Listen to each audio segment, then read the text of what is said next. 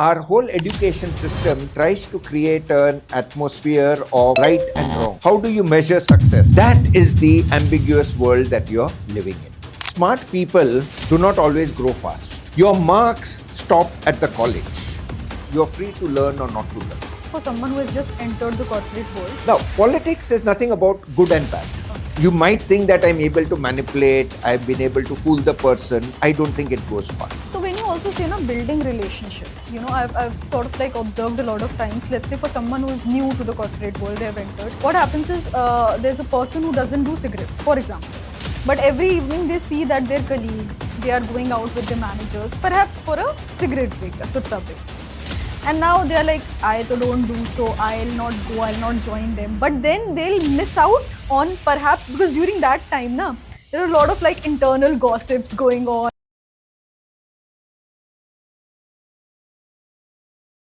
So hello and welcome everyone to POV Unpopular in this very special, very knowledgeable series, specially meant for corporate professionals. And joining me today in the studio is Francis Sir, who has years of experience training, mentoring, and coaching corporate professionals from various genres, from almost all the industries, all the age groups. And in this podcast mini series, sort of for the corporate professionals, we'll cover so many topics that I feel are very relevant, that in general the corporate professionals they face and they go through in their day-to-day lives, but they do not have the answers for, because the topics that we'll cover today, they are not like written in any books, you cannot find them. So the challenges that we'll talk about are very unique but very, very useful and relevant. So starting with this series with you, I think the first sort of topic that we'll cover is college to corporate shock. Because I feel that, when you are in college, up until then, still things are very rosy. They still are very sort of like decided for you. There are decided exams that you have to give and you can excel in them. But as soon as you enter the corporate life, things all of a sudden change. And nobody kind of prepares you for that change. So we'll deep dive into this topic today. And this segment is especially for the non-MBA sort of profile, students coming from the non-MBA colleges. So, over to you, Francis sir. Please help us go through this. First of all, like what, in your opinion, is the major shift that happens from college to corporate? Okay. First of all, I'm grateful to you for having called me. And the topic you have chosen also is very relevant, something that a lot of my students keep asking about, and they are seeking guidance on it. And unfortunately, as you have said, I don't think anybody really prepares them for it. As you have rightly pointed out, this corporate to college to corporate shock, it is really a shock. Because most of the students, right until then, even if they have worked for a short while, they are mostly living in a very ordered, structured, routine kind of life. You have exams, everything is clear, everything is fixed. And now when you come to the corporate world, you're literally in a VUCA world. It's vague, it is volatile, it is uncertain. It is very complex because there are so many stakeholders over there, and ambiguity rules the roost. So in the college life, there are certain things like, there's a clear syllabus, there are clear deadlines, there are grading criteria, when the exams are coming. And most importantly, unfortunately, and I call it unfortunate, our whole education system tries to create an atmosphere of right and wrong. Okay. So in the student life, there is a right and a wrong for everything. Okay. So there are right answers, there are wrong answers. In the corporate world, while there might be a right and a wrong, most of the life is lived in between the right and the wrong. And that is where the ambiguity comes. So for example, the goals are very ambiguous, even though corporates have over the years tried to have KRAs and KPIs and indicators and all that, there's still a whole lot of gray area. In that gray area, one of the reasons why that things are so gray is priorities. When the manager is putting some details, some KRAs, are those KRAs for the manager? Are those KRAs for the employee? Are those KRAs for the organization or the manager's boss? And somewhere or the other, the newcomer is caught between all of that. Okay. The third thing which really creates a real problem in this corporate shock is that success. How do you measure success? How do you assess success? In college life, success was marks. It was very clear. To do those marks, if you got good marks, you were successful. If you didn't get good marks, you were not successful. In the corporate world, success really doesn't matter. You have done very well, you have achieved your targets, and yet you haven't, kind of made the mark. Performance has not been recognized. So these are some of the realities which are there in the corporate world. So success is very, very subjective. Okay. And I would ask the audience here, as we go along, put some kind of reflective questions. When was the last time you felt confused about what you were supposed to deliver? That is the ambiguous world that you're living in. Okay. And I think as we'll come across in the future, the only way that can be taken care of is by clarification. So clarify as much as possible. In the college life, you didn't have to clarify. Everything was given to you in black and white. Correct. So that's one of the first things that The people would be, yeah. can or should do. Yeah, right. Okay, okay. Yeah. So, kind of like, again, deep diving or taking it step by step.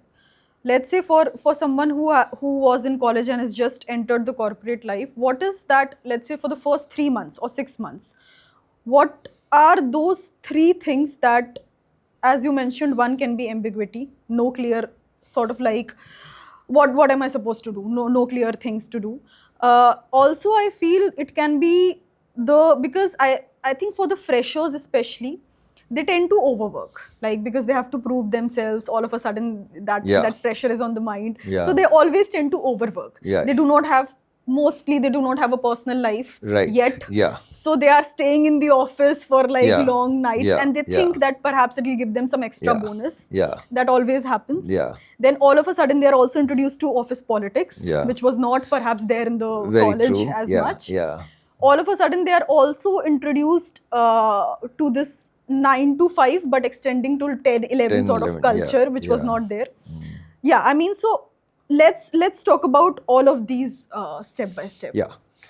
We'll take the first one. Okay. How do you measure the performance? Okay. Okay? Yeah.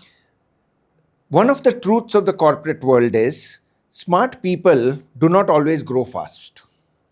Okay. In the sense that you might have been the topper in your college, it doesn't mean you're going to grow fast in the organization. Okay. Yeah. Okay? And second one is, in the corporate world, unlike in the college life, likability, trust, reliability, credibility, these are more important, Okay.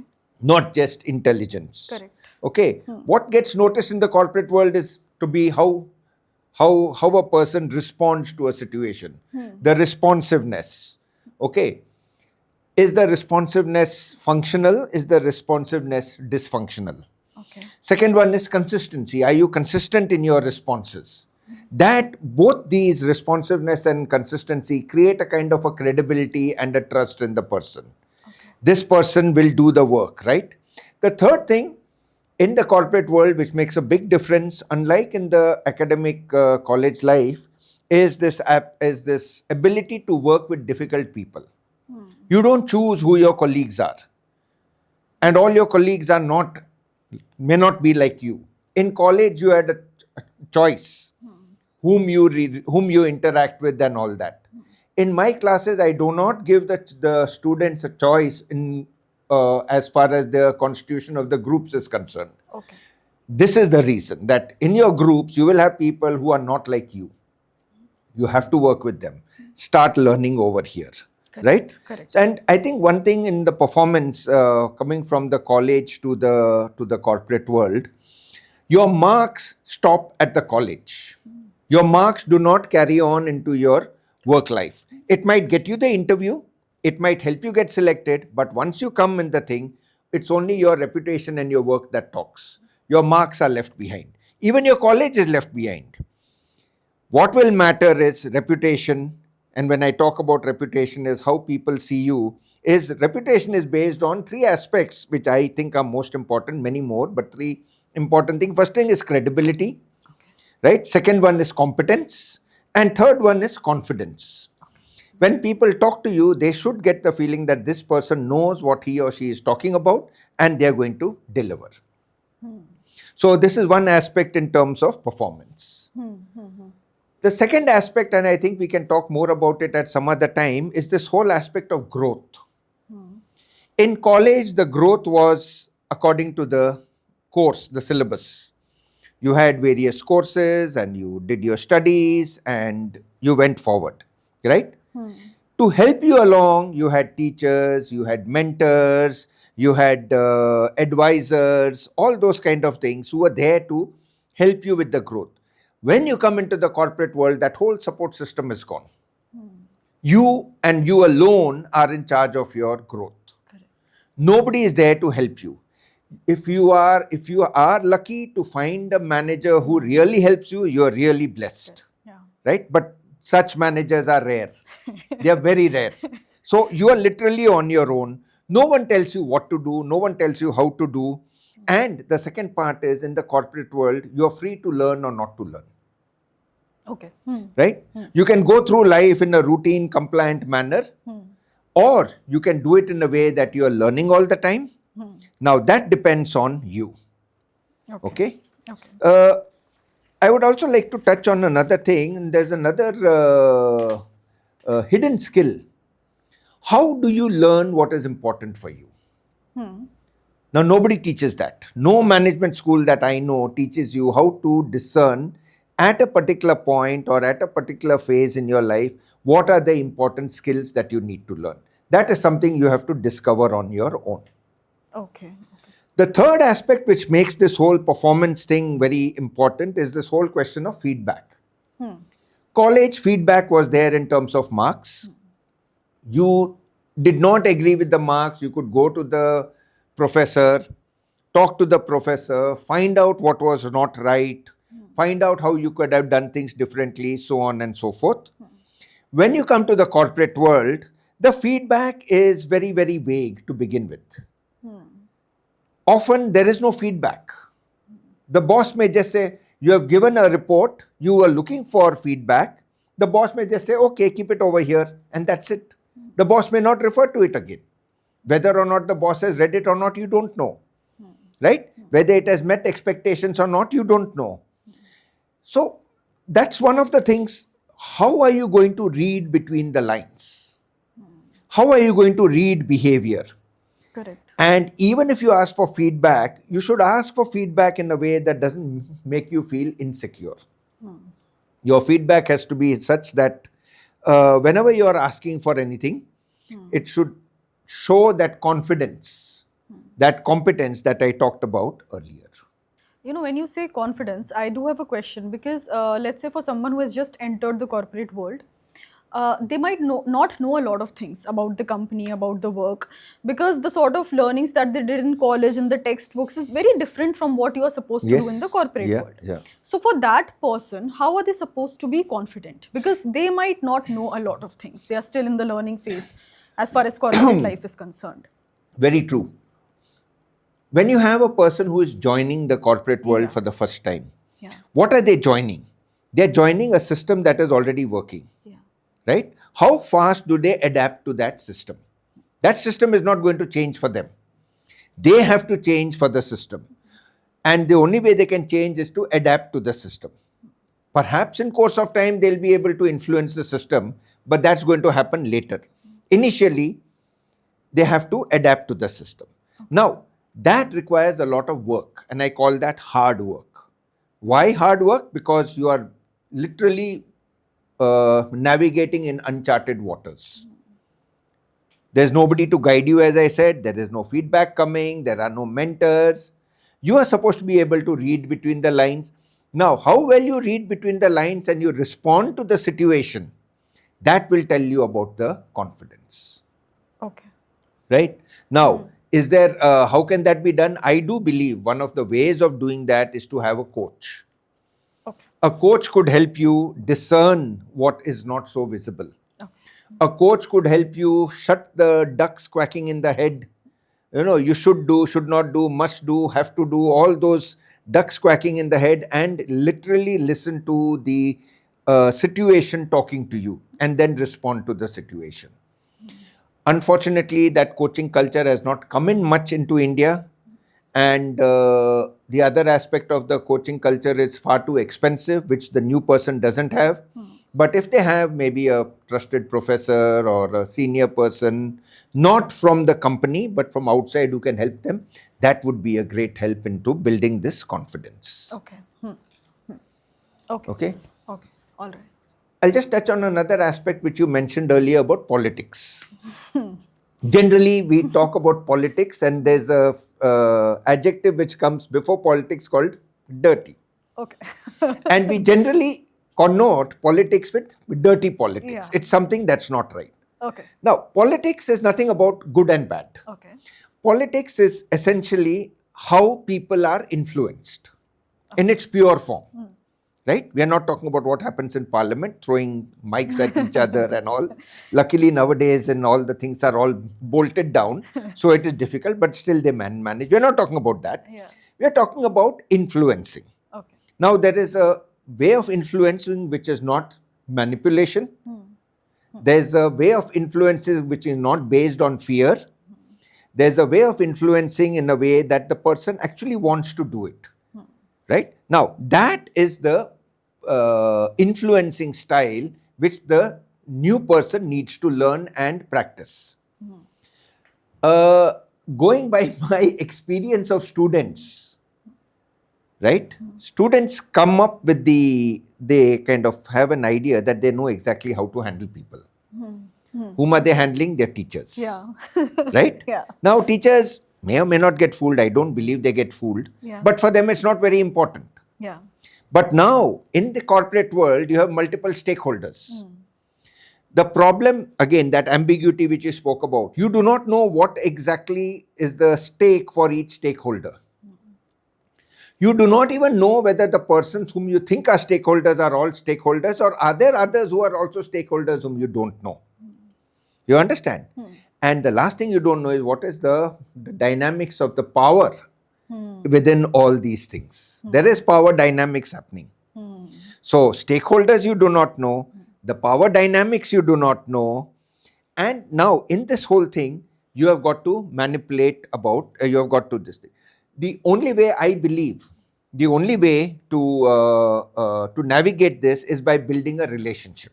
Okay. And this relationship based on trust and relationship based on innate respect for the other person. I don't think, I mean, you might think that I'm able to manipulate, I've been able to fool the person. I don't think it goes far. Personally, I don't think it goes anywhere. Okay. So, but building up a relationship, building up trust, that is the credibility we talked about earlier. I think that is the most important things. If you ignore politics, you will be out of the system. You will be invisible. It's as simple as that. Correct. You cannot say that I will do what I'm supposed to do and that's it. I'm not going to play politics. Politics doesn't give you a chance. Politics doesn't give you the option. You are part of the system. Okay. Right? Yeah. So it's as simple as that. Yeah. So instead of being afraid of it, Yeah. embrace it. You have to embrace it. Yeah. Yes. Okay. So when you also say building relationships, I've sort of like observed a lot of times, let's say for someone who is new to the corporate world, they have entered, what happens is there's a person who doesn't do cigarettes, for example. But every evening they see that their colleagues, they are going out with their managers, perhaps for a cigarette break, a sutta break. And now they're like, I don't do so, I'll not go, I'll not join them. But then they'll miss out on perhaps, because during that time, there are a lot of like internal gossips going on. And that's the time when people are sort of like making connections stronger with their peers and managers. Yeah. So what is a person supposed to do in such situation? Okay. Very, very good point. In fact, lots of politics is played informally. Yeah. Right? Yeah. It's not formal. Yeah. And this, exactly what you mentioned, Yeah. coffee breaks, cigarette breaks, or just a walk after lunch. These are great places for influencing people. I'm not using politics here. I'm talking about influencing people. Whether you smoke or not, it doesn't say that you have to be out of that. You can still go there. You need not smoke. It's a good thing, don't smoke. Yeah. Right? It's a good thing. Yeah. But you can still be there with them. Now, don't go there and start preaching that, you're going to cause this cancer and all that. But you can be part of the discussion over there. Yeah. So that doesn't stop you. Your absence will be detrimental. Your presence is not going to, it doesn't mean you have to do a cigarette. Similarly, drinks in the evening after office hours. Occasionally, maybe once a week, once a month, okay, on occasions, birthdays, people go out for a drink together. Go out. You don't have to drink. You can have a soft drink. But you are part of the group. Because if you are not part of the group, you're going to be left out. Yeah. So it's all about adapting. Yes, you that cannot is be adapting, like, yeah. I don't do, so I'll Yeah. not even join. Yeah. I look down on the people who are doing it. You cannot be like You cannot, that. yeah. Okay. Okay? Yeah. Okay. Now, for people going into the corporate world, there's another myth that people have, that your first job is going to be kind of written in stone. Okay. Right?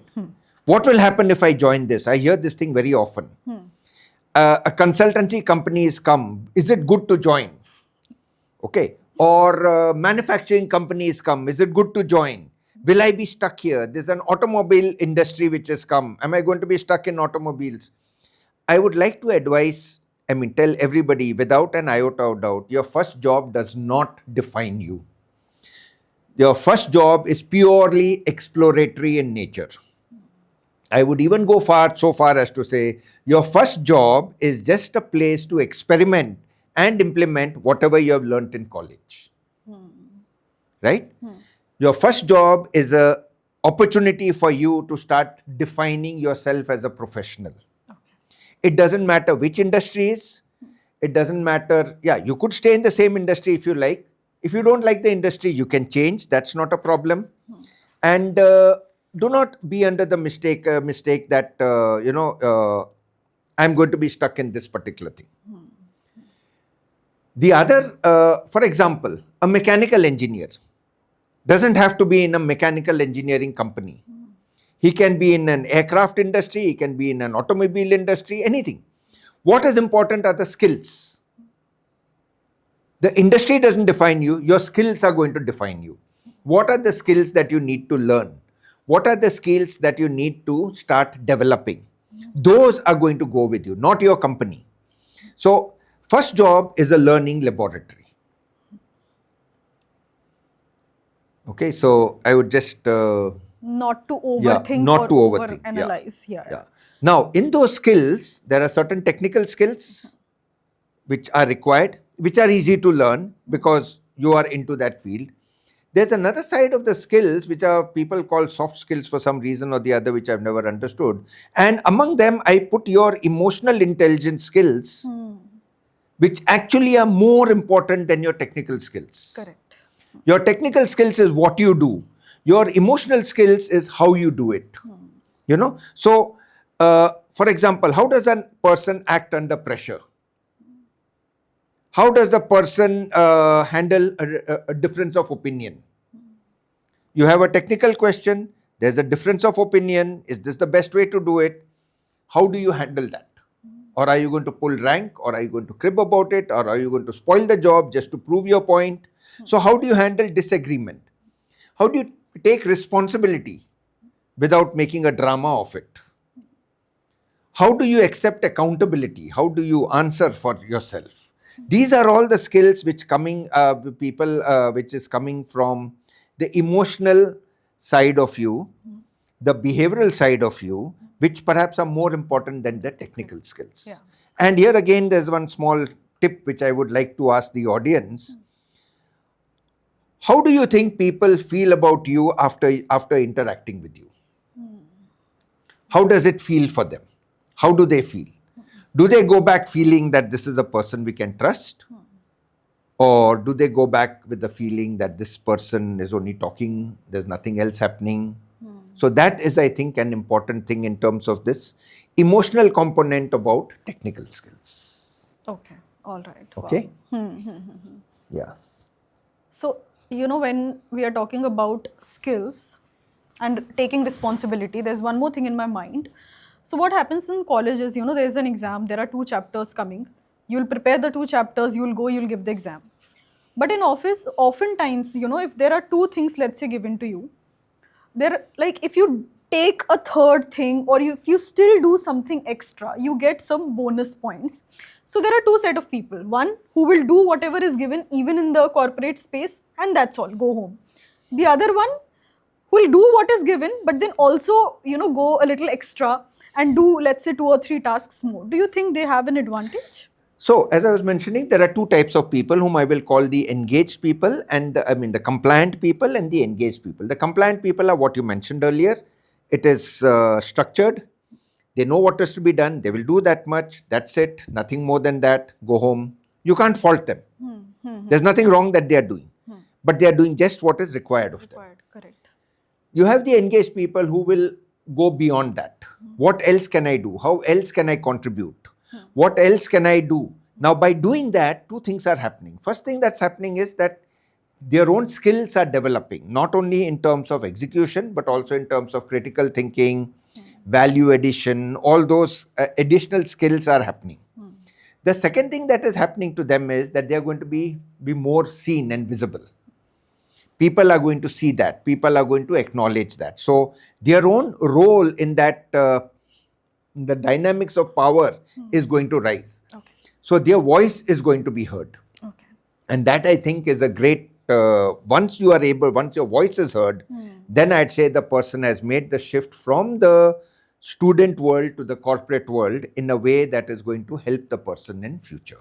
Okay. Okay. He has learned to navigate the uncertainty. He has learned to navigate the power dynamics, the ambiguity, the volatility, all that, identifying stakeholders, identifying the various stakes that they have, the concerns, all that would have happened. All right. Cool. So, if possible, go that extra mile. Yes. Yeah. Yeah. Yeah. Okay. So, I think we'll end this episode over here. Yeah. And I am sure our viewers, whosoever is listening to us, learned a lot about the challenges that I think all of us face once Yeah. we enter from college Yeah. to corporate. Okay. So, we'll end this podcast and see you soon in the second episode. Thank you. Thank you.